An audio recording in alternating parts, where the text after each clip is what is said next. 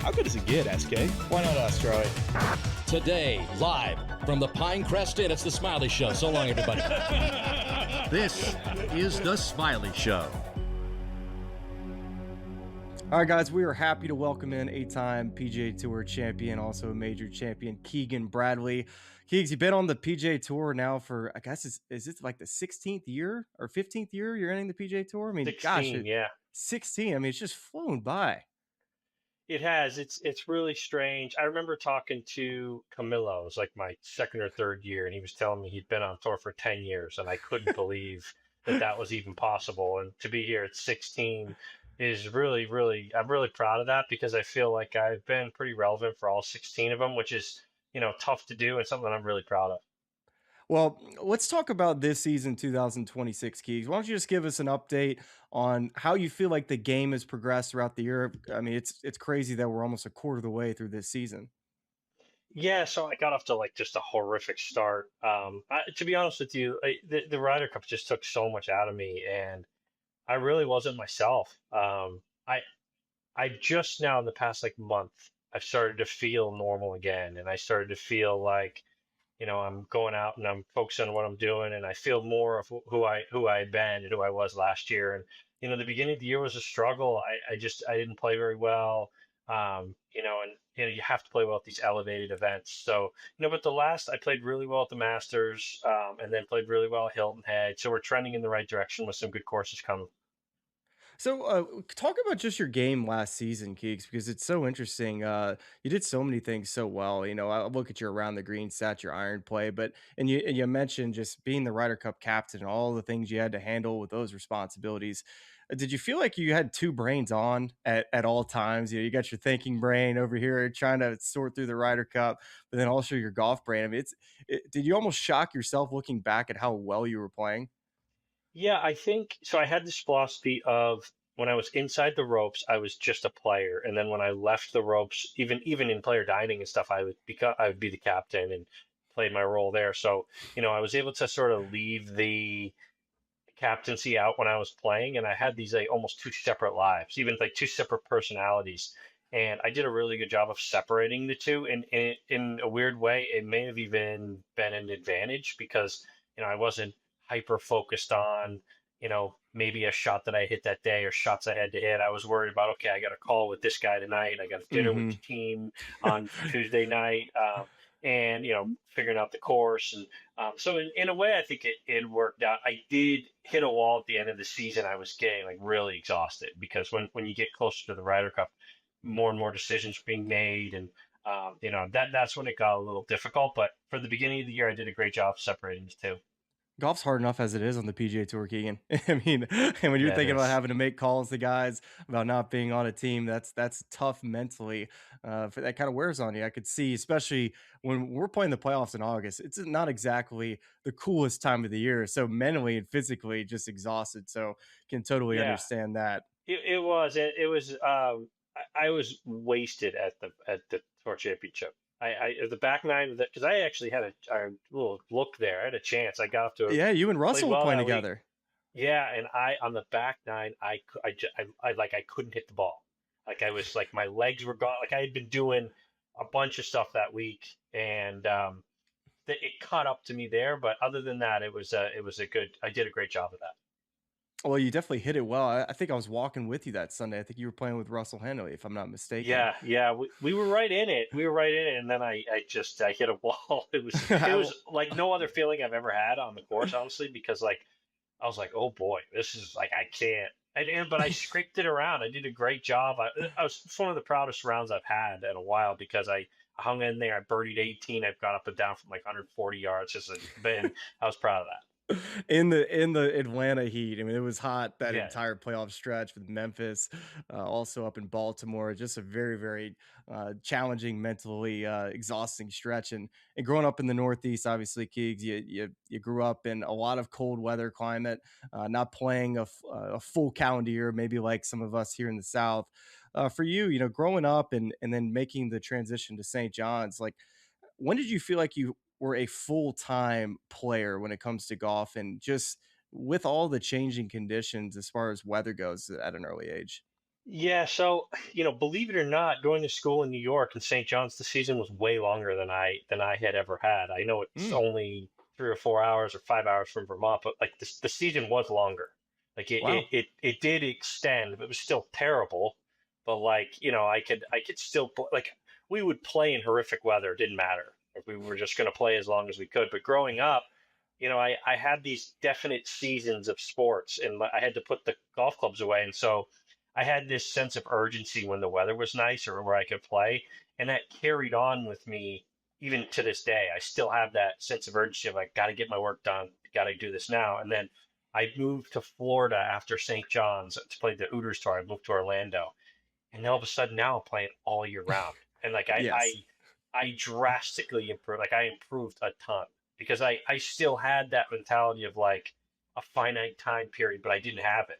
Like I still maximized every day, and I still had that sort of thought of how I had it. All of a sudden now I'm playing all year round, and it did make a big difference. And also, I think the years of me not playing all year round, I Hmm. started to beat guys that did because they sort of maybe burned out or whatever. But the guys that were all beating me when I was younger, I started to catch up to pretty quick. Well, you had tons of success at St. John's, winning 9 times there, and, especially, first off, some of the guys on this team, like Mike Ballo, got to know him, through over the years, whether Hmm. mini tour golf, seeing him on the road up of course, he's up, in the PGA golf professional world now doing a great job, and, of course, I have to text Mike and say, "Hey, you got anything for Keegs?" He's like, you need to ask him about the van rides. And I think most people I go back to this. There was this famous interview with a player at Boston College coming off the NCAA. I Yeah, think the I've Boston seen College that. basketball was terrible. And they said, "What are your memories from the year?" It's like going out to eat. And so it just made Yeah. me think about like just van rides. It's just part of being a collegiate athlete, going van rides, going out to eat with the guys. It's truly like I can't even really remember shots that I hit. Like I can't like I remember being so stressed out about golf and thinking that this was, the life or death. And all I would love to do is go back and hang out and go on a van ride, go to, which we used to have tournaments in Florida. So we would play tournaments in the spring, quote unquote, for us, fully winter. Like we hadn't played any golf. Like I used to hit balls in the batting cages at St. John's in the winter. And we wouldn't even fly to Florida. We'd get in the van and drive overnight. Get there. Tournament starts on Wednesday, get there on Tuesday, like overnight, like zero prep. But I remember those times, like what I would do to go on a golf day with the guys and drive out to Long Island and play, and then find an amazing like pizza place, eat pizza there, and hang out. Some of the best memories of my life for sure. And didn't y'all used to sneak out to Bethpage too on Mondays? Like, wasn't that the thing? You'd park over there behind like the maintenance at the third hole and then just sneak out, do a little loop.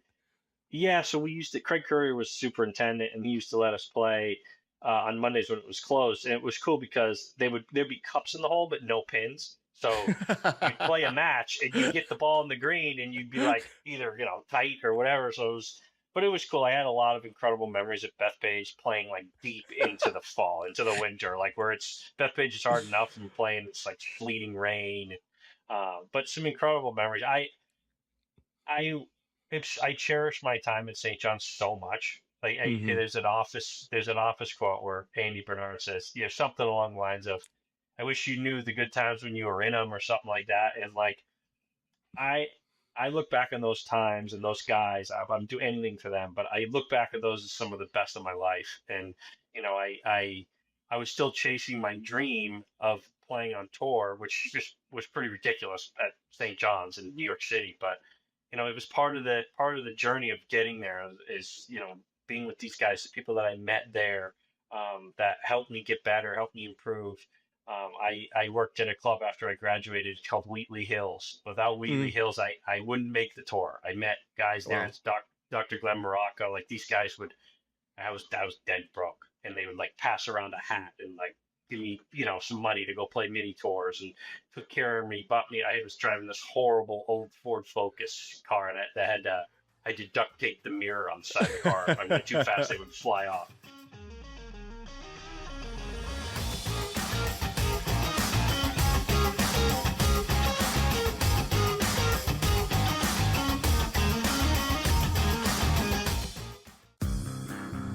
Hey there, it's your buddy Craig Carton. If you're trying to find out how to get all the great content that me and Tyrone Johnson give you every single day, here's Tyrone to tell you how. You can subscribe on Apple Podcasts, YouTube, Spotify, and of course, Amazon Music as well. We're at all four. That's right. It's the Craig Carton Show podcast every weekday morning live at 11, replayed at noon on YouTube and on SportsGrid throughout the country. Check it out. Betting growth was up about 40% year over year in March. So some of that obviously was the NCAA tournament, but a lot of that is because DraftKings and FanDuel were coming to town and bringing a lot of money with them. It was about $87 million was bet in the month of March, which is not only a March record, but it's a record for Arkansas in general. And it was really interesting to note too, DraftKings and FanDuel were only active for about 12 days. Newswire, only on SportsGrid. If you're a loyal PGA Tour player, you should be sending a thank you card to every single guy who jumped ship. Because without Live Golf breathing down their necks, the PGA Tour would still be handing out winners' checks for barely $1 million a tournament. Live forced the establishment to finally empty their pockets and actually pay their talent.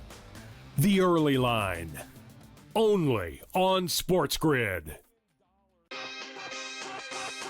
There is a pick tonight that Gabe has that, to some degree, I find completely outrageous.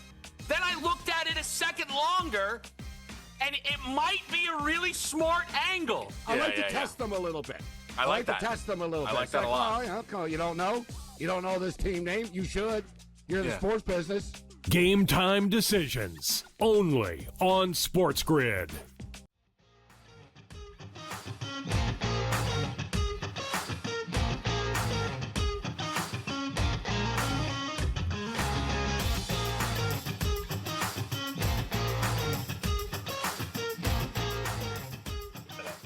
Well, we see the Srixon hat that you're wearing now. Just talk about your recruitment coming out of college, going to a Big East school. It's not a powerhouse golf school like a Georgia or a Texas, but still you won 9 times, clearly can win at the collegiate level. But who was the first person to reach out and say, hey, I think this guy can make it to the next level? Yeah, so this is Cleveland at the time, but Srixon, I was buying clubs and like whatever club I bought, I would use. It was like not like, oh, this isn't spinning right. Let me get another one. It was like, You're all just right, gonna it's not figure it spinning out. right. I better fade it and make it spin more. And I remember this one time I finally got an invite to the Northeast Amateur, which is like, for us growing up in New England, it's the Masters of amateur golf. Basically, they never would invite me, and I had been trying to get a driver from a certain company for years. I'm used in. I'm walking. I see the guy that I'm texting to get a driver, and he's got a handful of drivers for this one player. And I was just like, I was so upset.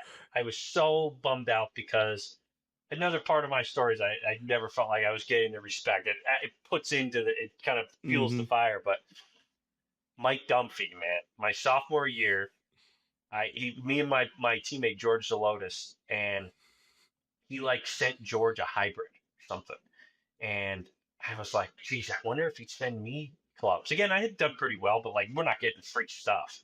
Yeah. And I texted Mike Dunphy, sent me a whole set of clubs, and talked to me and got me fitted right. What are you looking for in a golf club? I'm like, I don't care. Anything free, I'm going to use. Would you want to use the golf ball? I'm like, yeah, free, of course, yeah. And it was a big turning point in my career, honestly, because I was able to get better equipment that fit me better. Mm-hmm. And, it was really important. And to be honest with you, it really helped. I felt like someone was taking me seriously. And somebody was like, I see potential in this person. And, Mike Dunphy meant so much to me. My second Masters, I had him caddy for me in par 3 as a thank you for all he had done for me. And I've been with him. I'm going to be with him over 20 years. Or maybe I am now. I've been with them since I'm 19, and I'm 39 now. So, something that I'm really proud of, and I'm really grateful that they did this for me because nobody was at the time. And back then, people were getting clubs easily and stuff all the time. And, I'm forever grateful for Mike Dunphy and Srixon Cleveland. They've been incredible to me. He grew up just a hole and a half away from me, Mike Dunphy, and he's been giving me Cleveland wedges since I was 10 years old. But I still remember in college, or I should say high school, because I guess you turned pro. Was it 2011 is when you turned pro? Is that about right? In the tour, I got on the tour in 2011. Yeah. And so you turned pro. You were there to 08 I graduated, at St. John's? Yeah, I graduated St. John's in 08, turned pro, played the mini tours for a year. Yeah. Yes, I was in high school, and I remember Mike coming up and saying, "Just watch out for this Keegan Bradley kid. I just got a feeling about this guy. He's just so he's from up from the Northeast. He's won 9 times, and guess what? Nobody else cares about this guy, and he's gonna be a major winner. You watch." And like that's like when he believes in somebody like that, like that's Mike. And it's so good. Dump just said, like, I try to stay. After the Ryder Cup, I've tried to stay off social media really and not look around and not read articles, because if I read a bad article, I go into like a depression because it's like so fresh. And Dunphy every now and then will send me an article about some commentator. He just sent me one about some writer that's retiring and said something horrible about me, and I'm like, well, what did he say? Like, I didn't click on the link, but he's still sending me this stuff to get me fired up. I love it. I'm trying not to see it, but he sent it to me. It's the best. Oh man, there's nobody that you want in your corner more than that guy, right? No, he's somebody you want in your corner, and he is a wild man. I just love him. He's if you put together like the most important figures of my career, he would be on the list. Yeah. Like if you put together a Mount Rushmore of like people who helped me get to where I am, he would be on the list for sure. What would be your first impressions? You mentioned the golf ball, talking about Mike sending you the golf ball Srixon. Can you just talk a little bit about how the golf ball has evolved for you from when you turned pro until now in 2026, where you have multiple options and of course just how good it really is in the wind? Yeah, so I would just use whatever I was given at the time. I didn't realize how spin deficient I was, when I played. I am really low spin, like really low, including the first time I got on the launch monitor, I was spinning my driver like 1400. I had no idea. You're a high ball hitter, which is surprising to me. Yeah. That's very odd. It's strange because like I have trouble getting drivers that have enough spin. I use almost 11 degrees at my driver. If I have 9, it'll go 10 feet off the ground. It's insane. But I heard this quote from Tiger, and I've spoken to him about this. He always said, "I can always take spin off the ball. I can never add spin on." And it's always stuck with me because spin is control, especially with irons. Mm-hmm. And so I've sort of lived by that motto of, okay, if I can hit an 8-iron 140 if I need to, but I can't stop one on 15 at Augusta when it's rock hard if the spin isn't right. So I sort of live off that motto. And then I don't know how old the Z-Star Diamond is, but the Z-Star Diamond was sort of a newer ball in the last 5 to 10 years. Yeah. And so I used the Z-Star forever. I won a major with it. It's like it's the softest ball you could ever play. Like it's like almost feels like a bouncy ball when you hit it. Mm-hmm. And then they came out with this diamond, and it was so much better in the wind. It's so much better off the driver. It's faster, and it combined both those worlds. Yes. And then so I'm able to. I need to spin with my irons, because if I start in the driver, if I start to not spin the ball enough, my tendency is to start to back up and lift the ball in the air, and then that filters through my bag, and I can start playing like really poorly. So I need the spin to play well. And interesting enough, like looking at your stats last year, Keegan, top 10 around the greens. And I looked back 10 years prior to that. It was far and above your best year around the greens. What do you think the reason was for that? So at the end of each year, I really try to look at what I can improve at stat wise. And chipping was glaring. It was never a bad chipper, but I was never a great chipper. And then the one thing that I've noticed through the years, I've never seen a great play. I've never seen a top player that's not a great chipper. Like it's insane. Like people don't realize Scottie Scheffler might be the best chipper in the world.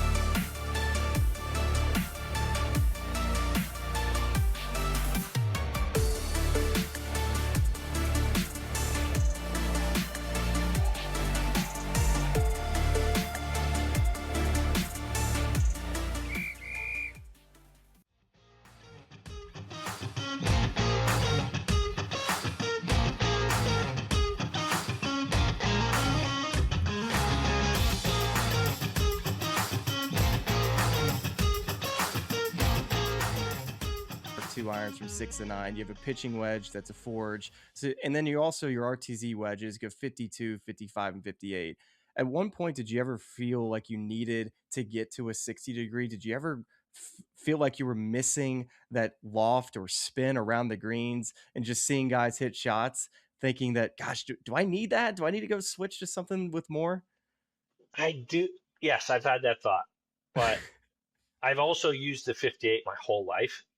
And believe it or not, I base all of my yardages off my 58. So if I have full swings, but I also have 3 very swings. So my ear to ear with my 58, if I feel like it goes ear to ear, it goes 92 yards. And so same number for me. Is it? Okay. Yes. And then so I know with my ear to ear with a 9-iron goes 146.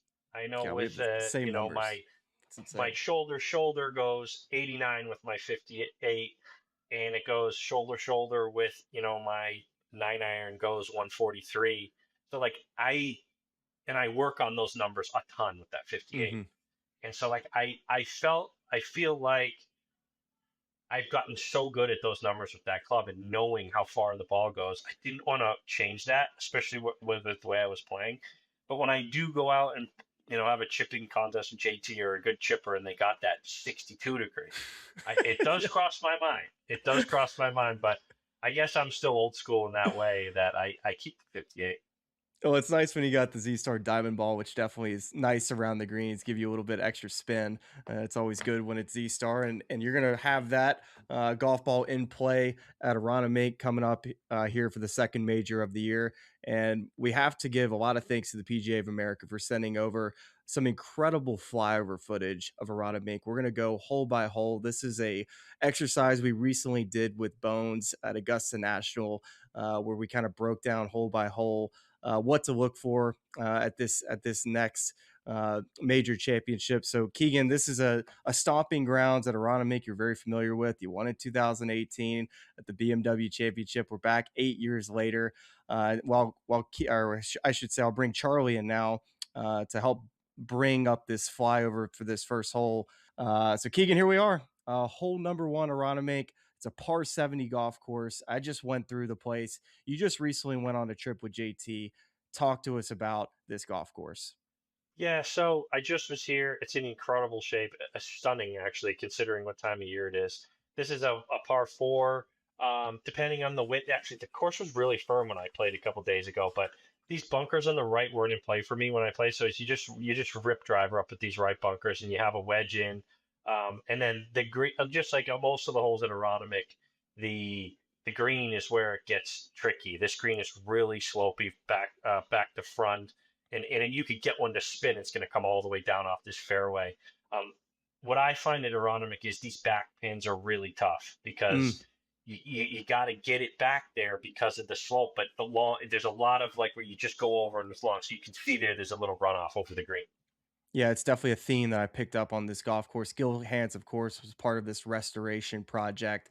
And as we head to the second hole, it's a dogleg par 4, 413-yard hole. And one of the things that I've noticed about this course is that it's not particularly long. It feels like to me, there's a lot of par 4s in that 420 to 460-yard range where you're kind of given options off the tee. Yeah, the opening holes are really short here. So these bunkers on the left aren't really in play, wind dependent. I think you're going to see guys that are going to get up near close to this green. It was a little into the wind when we played, and we hit it past this bunker. I had 85 yards in, but like these bunkers aren't going to be in play for Rory or some of the longer guys, and they're going to be able to just whack it up here. But again, the green gets really tricky. Again, there's these pins on the right. There's a back to front there, and then again over this green is a big runoff onto this other tee, and like you're just chipping it on the green from there. You're not getting it up and down. How much does it help, like seeing that the runoffs of what you're going to be facing for a couple of weeks to where you can now kind of go work on these shots over the next couple of weeks at these signature events? Definitely, it's great because you know what you're going to get, but also you could putt a lot of these. So like I think you practice a lot of up and overs from the fairway, but these opening holes at Aronimink are really gettable. So, you're going to want to go out and get these holes. I could see guys laying back here. This front right pin over this bunker, I don't think you get driver because you could get too close. It all depends on how firm the greens are. When I played there, when I won there in 2018, it was like crazy wet. So like none of these shots were that similar. But these holes that you really you're going to have to take advantage of early on. Yeah, it might be a different type of spin control depending on what the weather will be at the PGA Championship. Whether it's adding a bunch of spin, it sounds like the BMW 2018. It was about keeping spin off of the golf ball. So we're hoping for a firm and fast test.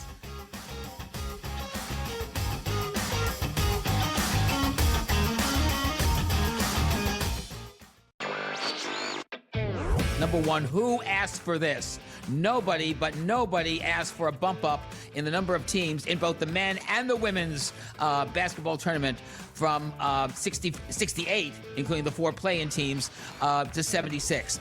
And by the way, it looks like it is a near-done deal. ESPN and ABC News reported this morning that's very close to being done. It could be announced by the end of this week. Newswire. Only on SportsGrid. We got a logjam up top, Joe, which basically means these are the teams we expect to make the college football playoff. If I like, let's say, Ohio State to run it back, well, then I already know what not only am I betting them for a flyer, I'm also betting the conference to win the championship also. So there's a lot of way to correlate these future bets in college. Prediction Markets Edge. Only on SportsGrid. Pretty adamant that they're going to play Kirk Cousins all of the season if they can. It's not like Mendoza's coming in as some quarterback that, he hasn't played much and he needs some time. Like, he's as ready as he's going to be, bro. Yeah. Like, what's going to change? It's almost like Bo Nix or something. Like, nothing was going to change. Like, the guy's played 1 million games already. He is who he is. Game time decisions. Only on SportsGrid. Hey there, it's your buddy Craig Carton. If you're trying to find out how to get all the great content that me and Tyrone Johnson give you every single day, here's Tyrone to tell you how. You can subscribe on Apple Podcasts, YouTube, Spotify, and of course, Amazon Music as well. We're at all 4. That's right. It's the Craig Carton Show podcast every weekday morning live at 11, replayed at noon on YouTube and on SportsGrid throughout the country. Check it out.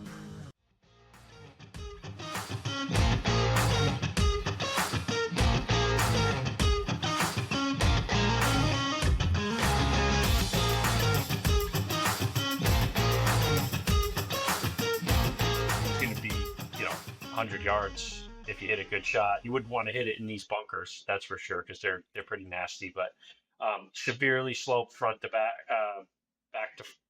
back to front green. Really slopey. You're going to have to hit one with the right spin. These back pins again are tough because of the spin. But this again, this is a birdie hole. For if you hit a good drive. But the thing is, it always happens at these majors. You're like, oh, we can get this all, and then you get to the tournament, and the pins, where the tour would put it 5 from the edge, it's 3 from the edge, and it's on top of a mound, and it's like, oh, you can't get it this close. So, we were talking, we expected to see a lot of really, really difficult pins, that in every green has them. And so it's sort of interesting to see a course that's, an older course that's just like not freakishly long, but it's tough around the greens. Do you think the defense of this golf course is first, the weather needs to be helpful in this golf course to protect it, to keep the fairways firm, to where you have to maybe make a couple more decisions. If you get any rain, it sounds like it's just busting drivers around this place, and then just go find it in the rough or take advantage from the fairways with short clubs. For sure. I think, and you're going to have to be really dialed in your numbers. And then, when we were there a couple days ago, and, I grew up in the Northeast, Philly's way further south, but I've never seen a course in such great shape for, April. Awesome. And it was firm. It was, we almost didn't go because we were worried it was going to be too soft. And we got there, it was rock hard. And the fairways get way smaller when they're firm like this. I I could see these first holes because they're all blind and they're all sort of sloping away. I could see these fairways if they got firm to be really tough to hit. That's interesting. I think that's going to be a huge storyline of the week is how much weather they have to deal with if they have any. So let's go to 7. Another blind tee shot. Here we are. Where are you hitting Another blind tee shot. This is a new tee. We unsure if this is driver or 3-wood so far. It's cool either hole. 3-wood at this. It's cool. It's either 3-wood at this tree over here or driver over these bunkers or over this fescue. But again, this tough to see, but this is really sloped. So I think if you pound one down there, it's going to go in the rough, like for sure. So you might lay one up top here. If you hit driver, though, you're getting way, way down there. We were thinking this might be 3-wood on top of this hill, and you'd have 150 yards hit. This green is really tricky. I hit a bunch of chips over this green to the left just in practice, and it's tough. And there's a lot of in the redesign, I guess, that what Gil Hans did over these bunkers. There's always a little downslope. So if they put the pins close to these bunkers, you can see it whacking off the back of the bunkers and going to 30 feet. But this is another one where you have to be really precise in your iron shots. Yeah, take me back a little bit, Charlie, back in the fairway, because I think this is probably my favorite design of the golf course. To go a little further, so if we're hitting driver up the right side, I love the mounting up the right and the way this green shapes, especially with what Keegan just talked about with the slope on the backside of those front bunkers, missing right off this tee, you're pretty much destined, if it's a firm golf course, to be ending up over the green. And so it makes you feel like you have to miss left off this tee to have any chance. But to your point, Keegs, if the pin's up in the front, I love something like a spinny 3-wood to find the fairway to give yourself a full shot in. And this up by the green, it's so severely sloped right to left, and it's tough to tell how big this slope is. If you hit one on the green and spin it, it's coming all the way down to the rough by that little house there. So what is that house? Won't go to the house. Yeah, it'll go down in that right there, and it's 20 feet below the green. So that's another thing that you have to be careful of. Go get some transfusions at this little turn house here. Yes, left of 7. yes. Things are, if you're a couple over through 7, head over there before you get to the 8th hole, which is another like 7 and 8 seem like the 5, 6, 7, 8. This is like a really fun part of the golf course, just visually. Yeah. This is a really, really tough par 3. I hit 7-wood in here. I hit like 235. And then there's a huge over the screen. You can sort of see the different coloring of the grass there. So it's on the green, but that's going way off. And you're over the green there, and you're chipping down. Like you couldn't stop it on the green. And like JT hit a great iron shot in there, and it just went over onto the downslope, but he had no chance. Wow. And so then again, the big slope over this bunker. To these pins, and that back right pin, it's going to be tough. Like it's really difficult to get close. This is one you're trying to make 3 on. And I was telling my coach on this hole, one of the coolest moments of my career happened on this hole in 2018. I was making a run, and there was a big leaderboard like right here, and Tiger was on that other green. That's number 10, and so the pin was back right, and the pin on 10 was sort of back left. It was you're 30 feet from one another.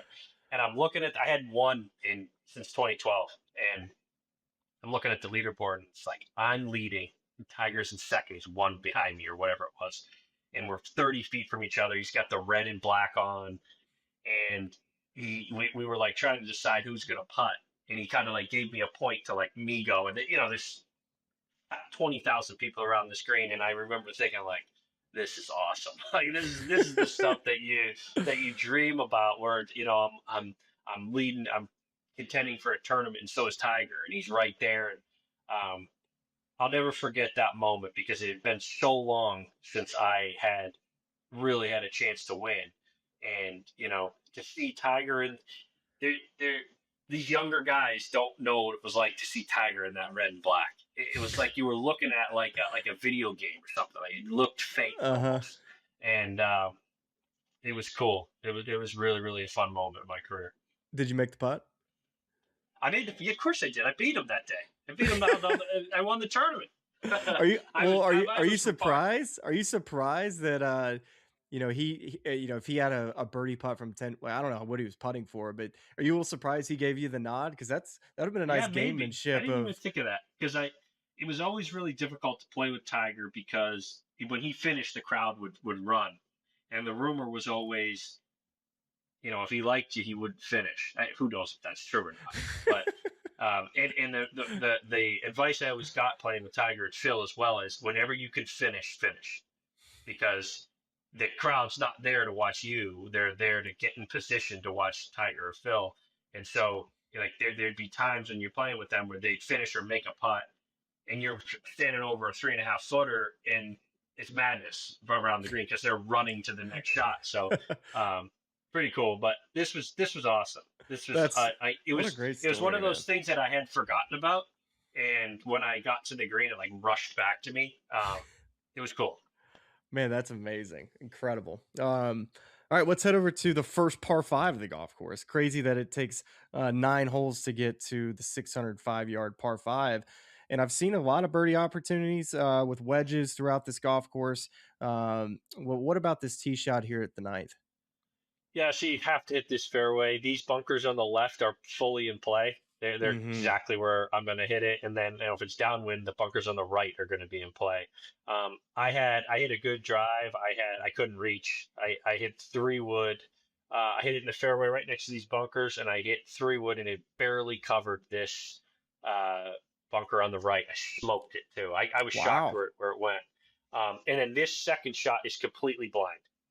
Oh, really? Even up where I was over this bunker, you can't see any of the green. No way. I was playing a match against JT. I actually hit my wedge a little hard, and it hit the pin and went to like 4 feet. He was pissed. But, I am aware of the outcome of the match. I didn't know who he was playing against, but there's another member of a group text that also lost that same day, but it was JT's loss was much better than the loss the other member had. Yes. But this actually, when you get on this green, it's probably one of the flatter greens, but it's a really tricky, subtle. You can see it from here almost. Shot because you're seeing like half the pin. I always find that to be really tough on wedge shots or pitches when you can't see where you're landing it.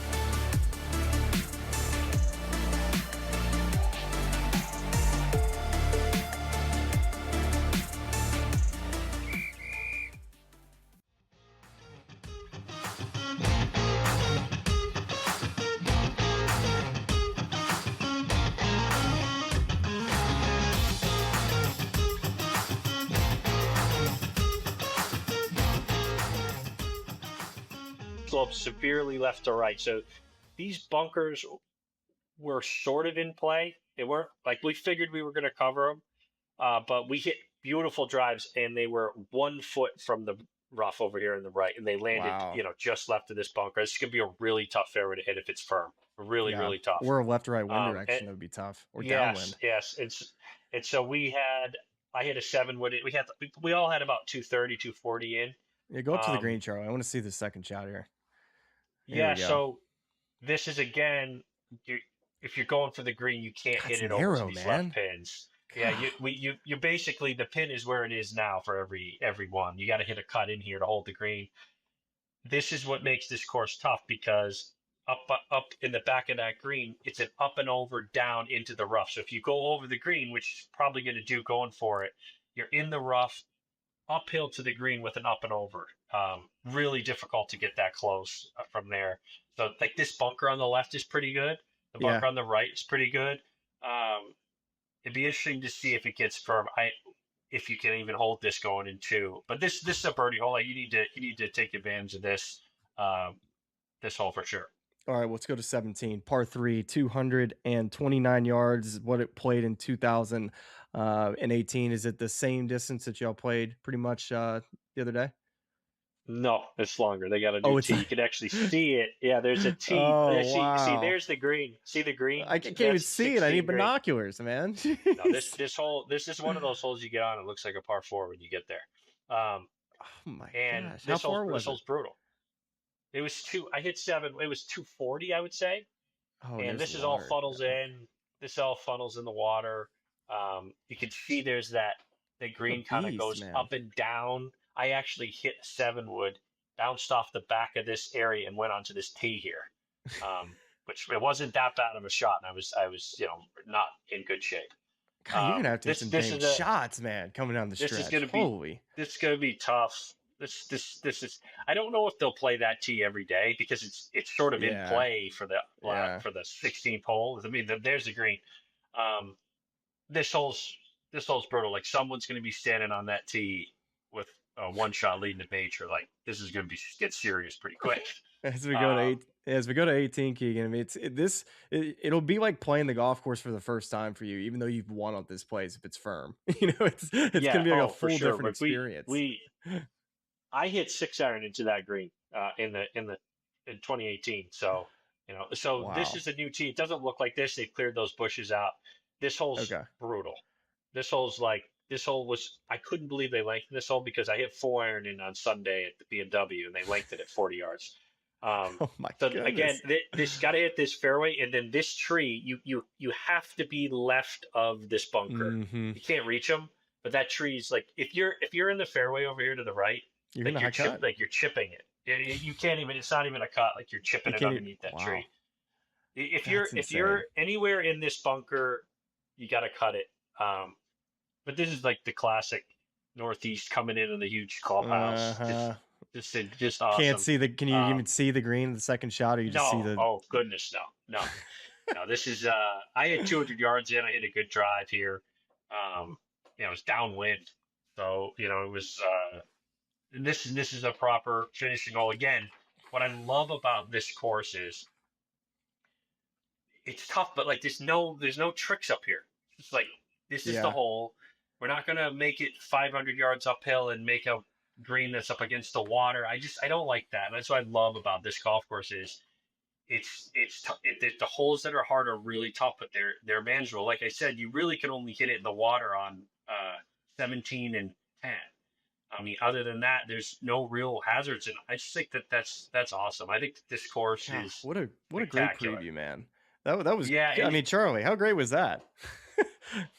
I'm ready to go play it. Let's give me a tee time. I have to say the guys at Aronimink, we went there. They are closed. They closed in November. They haven't let a single person play the golf course till the turn. And we went there. It was perfect. And they went all out for us. There wasn't a blade of grass that wasn't cut. Like I told the JT, I go, look at the rough over there. The rough that's like in between the holes and nobody's gonna hit it in. Perfectly manicured. Like we I'm thinking we're gonna go to. Sometimes you go to these major venues early, and it's kind of silly because the greens are running at 8. I can't tell you how grateful we were that we're the only people that have played it. There are no divots, of course. And Wow. It was spectacular. The course is going to be great. And I hope that they get weather to where the rough can grow up a little bit because it's so early. They signed up to play this PGA when it was in August. Totally different. That's right. tournament. That's right. So it's a beautiful place, and they're really proud of their course. They should be. Philadelphia has unbelievable golf courses, so can't wait to get back. All right, Charlie, bring us in. What do you got for us? Okay, Keegan, it's well documented on the show. Big time club tinkerer over here, and the collection. You see that in the grew. back too, Charlie. Yeah. Somebody else might. That's right. Not behind you, Charlie. Behind Keegan. Yeah, behind Keegan. That's right. Of course. I love seeing it. By the way, yeah, that collection just grew last week. Got a big shipment of new combo set of Srixon irons, fresh set of RTZ wedges that I've been tinkering with all weekend. But here's what I want to know, because you talked about the length of your relationship with Cleveland and Srixon. Is there a club that you have just the most amount of nostalgia for, the one you love the most in the history of your relationship? Maybe you still have it in the bag in the garage and you just look at it fondly as you walk by. What club is that from the Cleveland I have and or two. Srixon? Okay, great. I have two. The first one is the high bore driver. Okay. I used to hit that thing so far. I tell them all the time, let's bring it back. Like, it wasn't straight, but I hit it so far for, probably the longest I've ever hit it was with that high bore. And then the Cleveland Classic. I keep one in here. Let me see That's Smiley's favorite. That's the one that's me and Keegs are the guys that played it, man. Goodness. It's me, you, and like Charlie Belgian, wasn't it? Yeah, oh yeah. I used it forever. Like even after like they had like millions of other drivers out, I couldn't get rid of it. I have it here somewhere. I don't know what I did with it, but those two, those are the ones. Remember Keegan with the Cleveland Classic? Sometimes the piece that was in the back part of the club would sometimes pop off.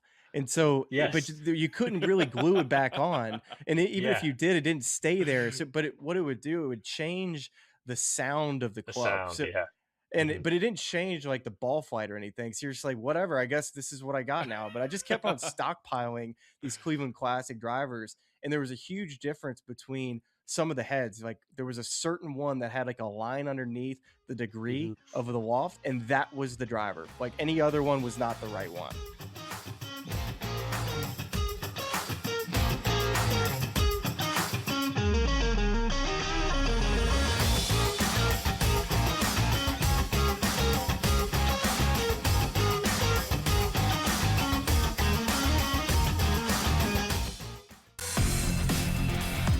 We got a log jam up top, Joe, which basically means these are the teams we expect to make the college football playoff. If I like, let's say, Ohio State to run it back, well, then I already know what, not only am I betting them for a flyer, I'm also betting the conference to win the championship also. So there's a lot of way to correlate these future bets in college. Prediction Markets Edge, only on SportsGrid. Number one, who asked for this? Nobody, but nobody asked for a bump up in the number of teams in both the men and the women's basketball tournament from 68, including the 4 play-in teams, to 76. And by the way, it looks like it is a near-done deal. ESPN and ABC News report this morning that's very close to being done. It could be announced by the end of this week. Newswire, only on SportsGrid. Pretty adamant that they're going to play Kirk Cousins all of the season if they can. It's not like Mendoza's coming in as some quarterback that, he hasn't played much and he needs some time. Like, he's as ready as he's going to be, bro. Yeah. Like, what's going to change? It's almost like Bo Nix or something. Like, nothing was going to change. Like, the guy's played a million games already. He is who he is. Game time decisions, only on SportsGrid.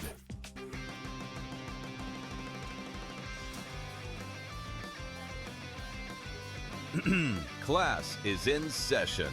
Today, let's talk about the teaser. A teaser is a multi-leg bet where you shift the point spread in your favor. You get better numbers, but every selection has to win. It doesn't matter what you bet if you don't have the insights. Tune into SportsGrid and get ahead of the class.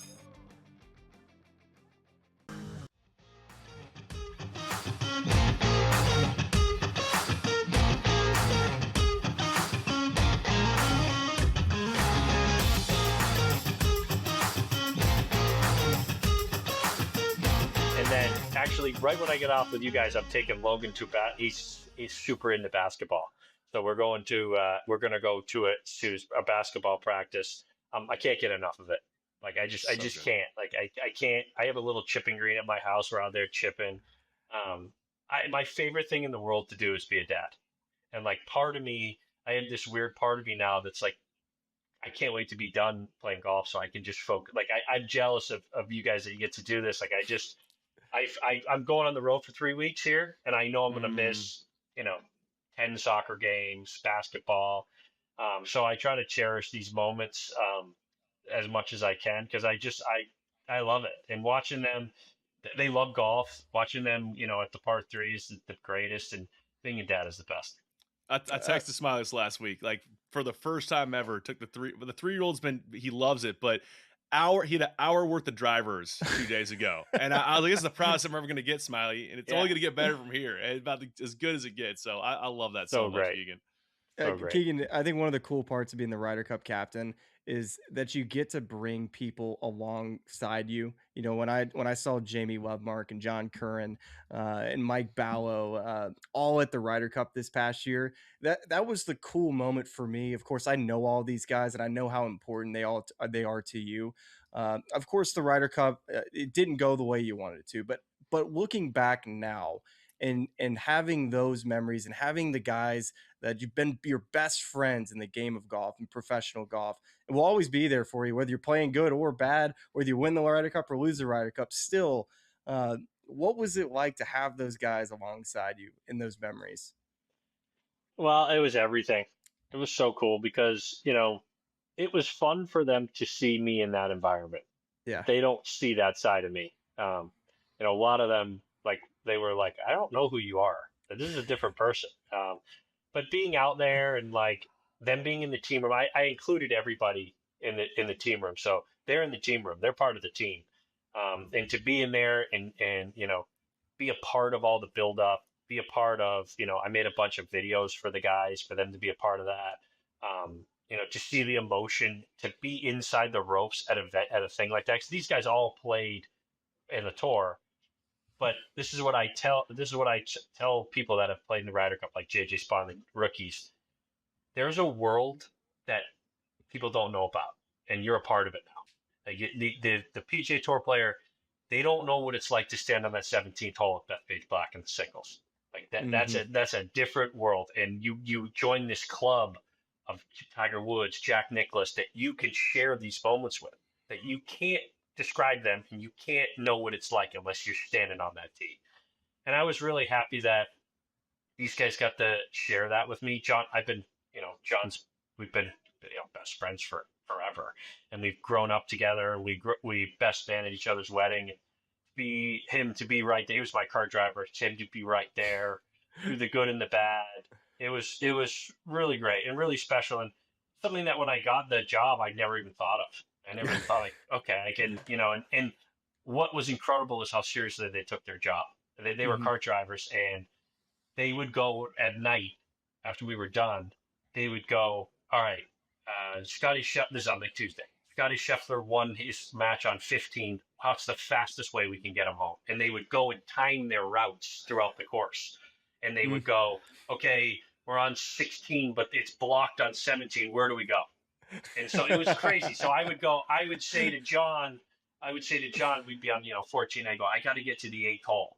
Bang. He goes, okay, you can go through this path and we're there. So it meant the world to me. Those guys mean the world to me. I would do anything for them as they would do anything for me. Did being the Ryder Cup captain help you at all in now being an assistant captain for all of these soccer matches? Do you feel like you're more prepared to talk to 5-year-olds now than maybe if you didn't have this Ryder Cup position? Do you feel like you can communicate to them? Before, do you think you've been able to handle this? Yeah, after being that Ryder Cup captain, I've always been super competitive with the kids, and I hate when everyone gets a trophy and all this stuff. But now I'm like, give everyone a trophy and let everybody win. I don't give it. It's fine by me. I'm done with the ripping your heart out stuff. So oh, man. I'm definitely a totally different person than I was before this. Well, we're proud of you, Keegan. Of course, whether you win or lose on the golf course, we enjoyed watching you be a captain. You handled yourself incredibly well throughout that entire experience, and we're looking forward to seeing you be a 2-time champion at Aronimink, and maybe they'll just make you a lifetime member at the end of this I would thing. love that. I would love that. Because that was an incredible preview, and we're just appreciative of your time, man. Thank you, boys. We'll see you next week on the Golf Channel. This has been The Smylie Show. You know, I listen to this podcast. It's really cool. And all of our lovely fans and subscribers, but make sure you like and subscribe. It's cool to see what you guys are doing. I know golf fans appreciate it, but we do too, so please keep it up. For all the good people at YouTube, like and subscribe. You guys have some good takes, so I'm happy to come on and shoot the